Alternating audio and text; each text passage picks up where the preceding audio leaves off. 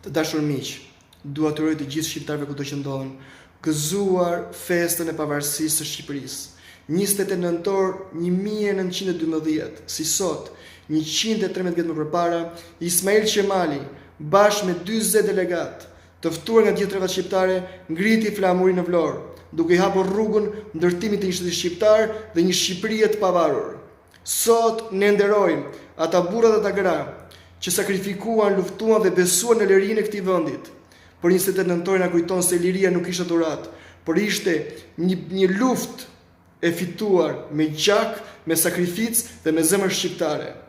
Por është Shqipëria, ajo që ata që ngritën flamurin në Vlorë, si sot, 100 vjet më parë, ndërronin. Ismail Qemali e çliroi Shqipërinë nga turqit, por Shqipëria sot është pushtuar nga turqit shqiptar, të cilët nuk po lënë të marrin frymë.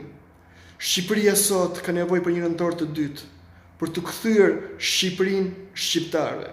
Edhe një herë gëzuar 28 nëntorin.